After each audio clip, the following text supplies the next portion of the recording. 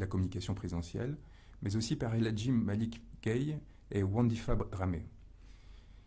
Au niveau de la communication, ceux-ci ont travaillé de façon coordonnée avec le porte-parole du gouvernement et avec d'autres instances pour s'assurer qu'il y avait une légitimation des actes qui étaient commis.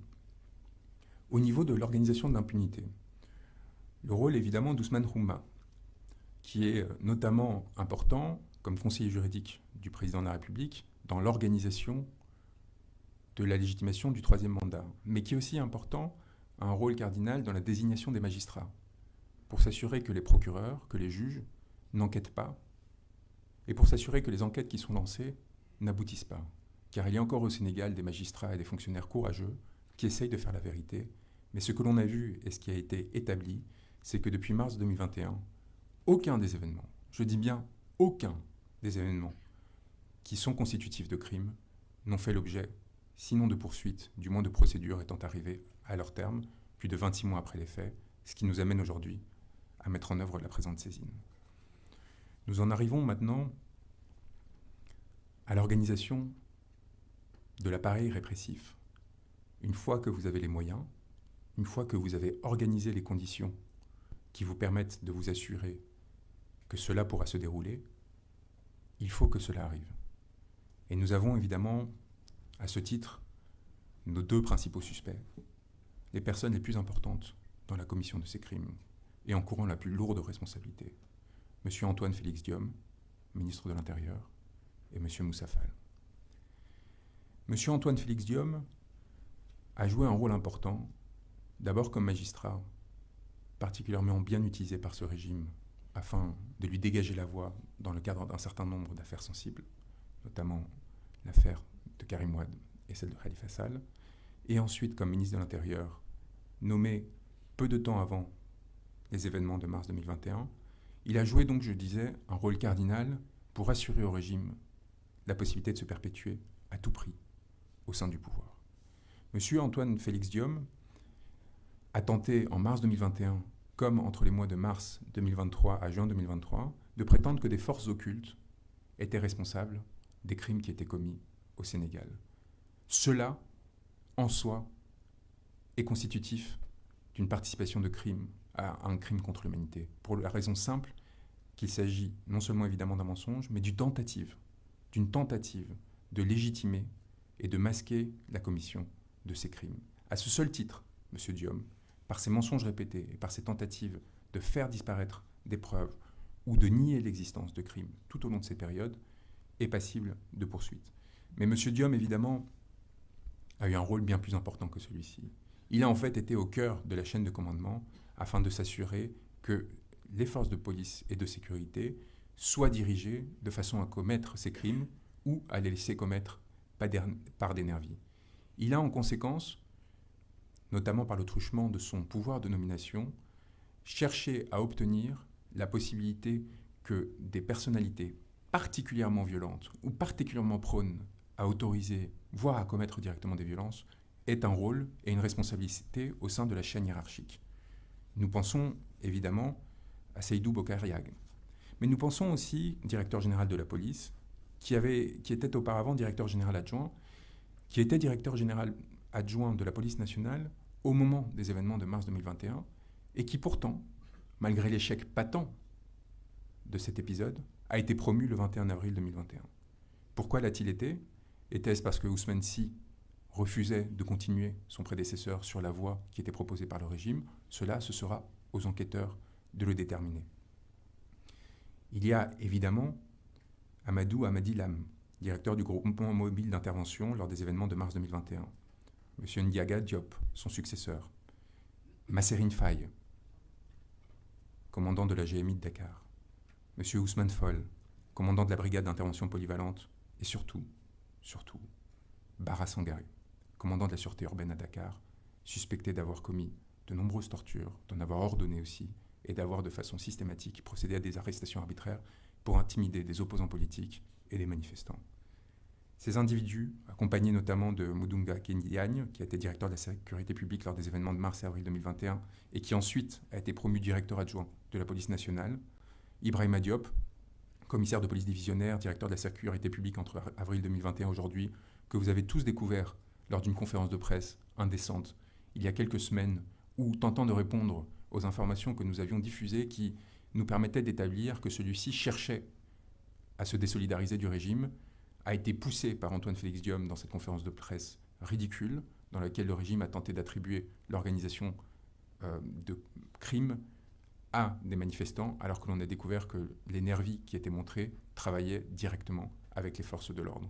Cette conférence de presse, organisée dans la précipitation, montre l'importance du travail qu'on est en train d'être mené, parce qu'elle a amené le régime à commettre une erreur fondamentale, à s'exposer, et du coup à être exposé par la presse internationale notamment, qui a démontré les mensonges qui avaient été énoncés. Au sein de la gendarmerie, nous avons aussi des responsables importants, et vous avez tous noté l'utilisation notamment d'enfants comme bouclier humain par les forces de sécurité. Cette utilisation est intervenue à de nombreux lieux sur le territoire de façon coordonnée le même jour, ce qui signifie qu'elle est la résultante d'une politique et non d'une déficience temporaire, ponctuelle, localisée d'une force de gendarmerie. Cette déficience, ce crime, a été commis par des gendarmes à chaque fois. Et donc la responsabilité de Moussa Fall, à ce seul titre, est engagée. Il est évident en réalité que la responsabilité de M. Moussa Fall est beaucoup plus importante. Nommé le 17 juin 2021 à la suite des événements de mars et avril 2021, celui-ci a évidemment joué un rôle fondamental dans les désignations qui, au sein de la gendarmerie nationale, ont permis la commission des crimes dont nous parlons. Nous avons identifié au sein de son cabinet des responsables, le chef de cabinet notamment, le colonel Pape Souleymane Cissé, mais aussi, évidemment, au-delà de son cabinet, de ses aides de camp, de ses adjoints emploi opération comme Pape Diouf, le chef du centre de renseignement cardinal comme Issa Diak ou Cheikh Sarr, évidemment le haut commandant en second, Tiakatia, qui était commandant de la gendarmerie mobile auparavant et qui a été promu en juillet 2021, encore une fois, dans la suite des répressions qui avaient été menées. À ses côtés, que ce soit le général Daouda Diop, le lieutenant-colonel surtout, Abdoum Bengue, ou Maguette Mbaye, Aliou Ndiaye et Omar Ndoye, nous avons au sein de la gendarmerie un certain nombre de personnes identifiées, notamment dans les légions de Dakar et de Casamance, qui auront à répondre de leurs actes un jour ou l'autre, et dont je rappelle, encore une fois, qu'ils seront confrontés à des accusations qui sont imprescriptibles, et donc à n'importe quel moment, en cas de changement de régime ou à l'étranger, dont ils auront à répondre. La chaîne hiérarchique des forces de sécurité, c'est très bien. Mais on a vu que dès le moment où la Cour pénale internationale a commencé à devenir un sujet au Sénégal, il y a eu comme un mouvement de retrait de la part de ces forces de sécurité et de défense, qui ont compris les risques auxquels elles étaient confrontées et les conséquences qu'elles pouvaient endurer. Et nous avons vu une bascule progressive de l'exercice de cette force vers ce que l'on appelle des nervis. Nous avons exposé au sein de la présidence les principales personnes responsables de l'organisation de ces réseaux paramilitaires, en dehors de toute loi, qui coopèrent, contrairement à ce qui a été dit, de façon très serrée avec les forces de l'ordre. La présidence est le donneur d'ordre, mais l'organisateur principal se trouve évidemment au sein du siège du parti présidentiel, à l'APR.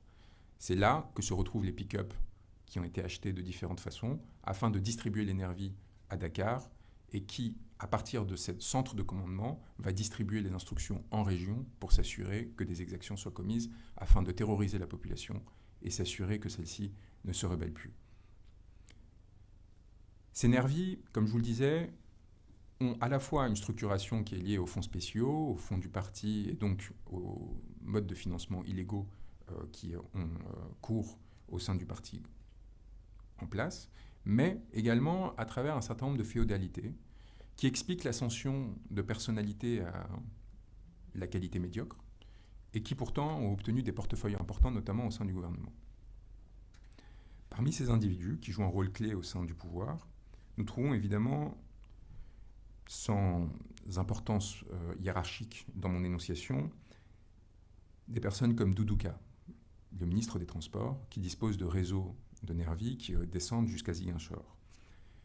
Nous trouvons évidemment des suspicions concernant des individus importants et sur lesquels il faudra travailler, comme Pape Malick Ndour, comme Aline Gouindiaye, comme Mam Baye Niang, que l'on connaît pour d'autres raisons, et évidemment, au premier chef, comme Biram Faye, ministre auprès du ministre de l'Intérieur. Birame Faye joue un rôle très important. Pourquoi?